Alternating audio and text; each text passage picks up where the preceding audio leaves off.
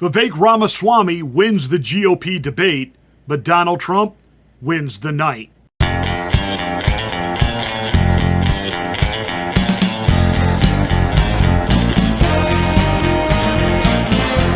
Hi, it's Pastor Marty. Thank you for joining us on the afternoon drive. Make sure you're a subscriber to the channel, then smack the bell. Click the word all to get notifications of all of my rants.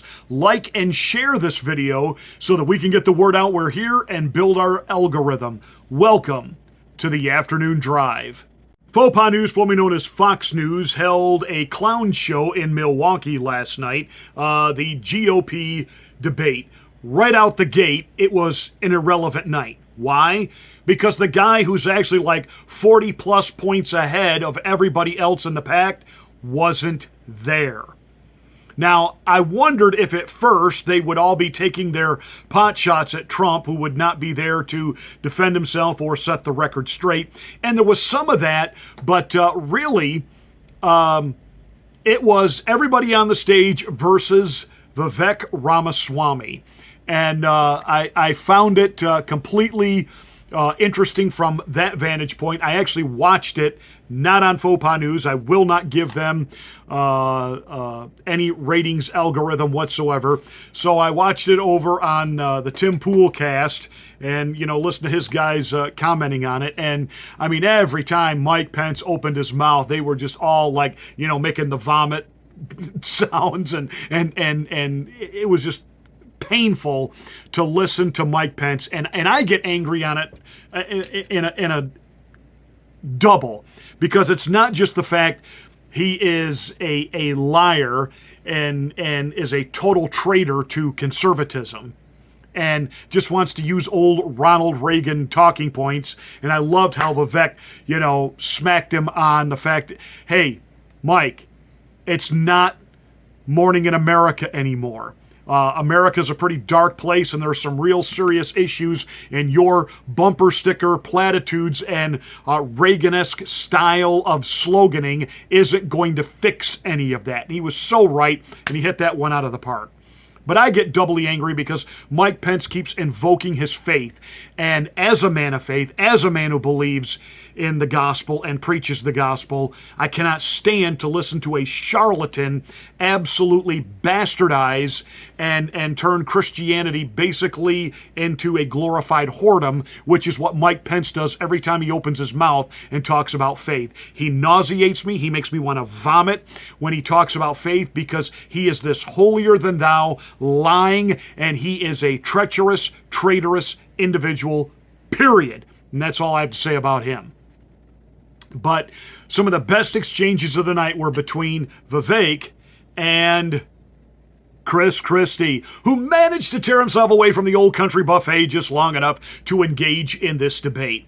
And I absolutely love the fact that when Christie started in, on Donald Trump and the indictments, and, we can't have this hanging over us, and this disregard for the Constitution, et cetera, et cetera, et cetera.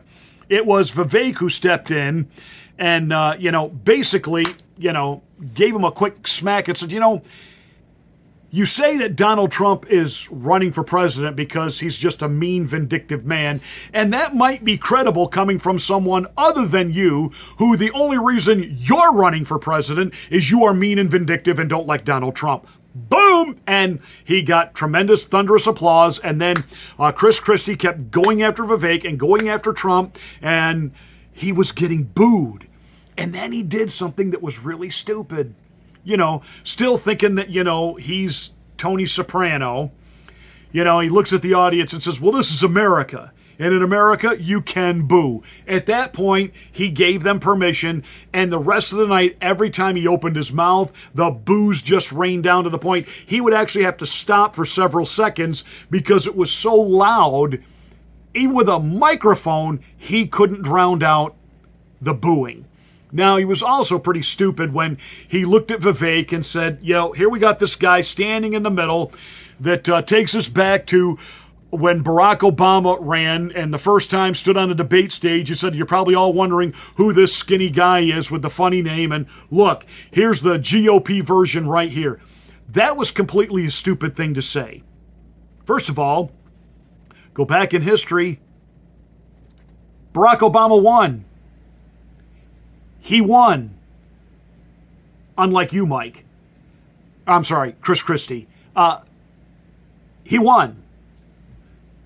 Vivek, you basically said he could win. Good job there. And then Vivek, he didn't take the punch because that was, Christie trying to land one. Vivek immediately pivots and says, well then, hey, come give me a big hug like you did Barack Obama, and you virtually at that point got him reelected over Mitt Romney. Come on, come give me a hug. It blunted Chris Christie's punch. See, he was looking for the Marco Rubio knockout of Vivek Ramaswamy, and he didn't deliver. He failed. My prediction is he takes, I don't know how he can go lower than, what is he, polling at like 3? But he takes a hit. Mike Pence, over, done, finished. Mike Pence wanted everybody on that platform last night to basically bow down and say that what he did on January the 6th was the right thing. And that's where he and Vivek really went back and forth, because the question was asked by the Faux Pas News moderators, Brett Baer and what's her name. If Donald Trump becomes the nominee, will you support him? Vivek immediately raised his hand. I mean, immediately raised his hand. Then Nikki Haley, then Tim Scott, then the guy that looks like Count Chocula, who's the governor of North Dakota. Ron DeSantis kind of did this after he heard all of it, because when Vivek raised his hand, immediately there was thunderous applause. So, he kind of had to put his hand up. Chris Christie's over there doing this. He wouldn't raise his hand. And Asa Hutchinson from, I want to say Iraq, Arkansas, didn't raise his hand at all. Mike Pence kind of put his hand up. And so Pence and Vivek went back and forth on this. And Vivek asked him, said, hey, I'm the only candidate on this stage who said if I get elected president, I will immediately pardon Donald Trump. Will you? And of course, Mike Pence is just this creepy, eerie, swamp politician. Well, what makes you think he's going to be found guilty? See, I believe in the presumption of innocence. Like, shut up, you politician. You are hoping beyond hope that he is found guilty. And then you said, as a governor, I've given out pardons, and there would be an act of contrition, and I would consider it. And see, Vivek said, I will definitely pardon Donald Trump if he were to be convicted. And then, again, as Vivek and Pence went back and forth on January 6th, he said, Donald Trump wanted me to do something unconstitutional that no other president had done. Time out. Time out. It has been done, Mike. Richard Nixon did it in 1961. Ba-ba-da-ba. So Mike either doesn't know history, or he's just lying, or he's just stupid. It's one of those three. That said, you notice I'm not showing you clips. The clips are all over. I'm sure you've watched them a dozen times. Vivek won the night, hands down. Chris Christie lost. He was the biggest loser of the night. He's done.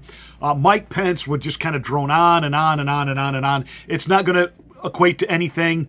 Nikki Haley got some applause lines on Ukraine. She's all for the war in Ukraine, Ukraine, Ukraine. Let's go to war with Russia.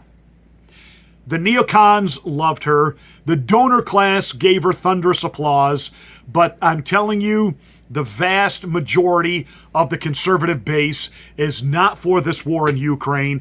And even though Nikki Haley may have won the exchange with Vivek on that, and there was the big Ukraine war cheerleader, she and Lindsey Graham, oh boy. That's not going to play with the base. That's just not where we're at. We're just,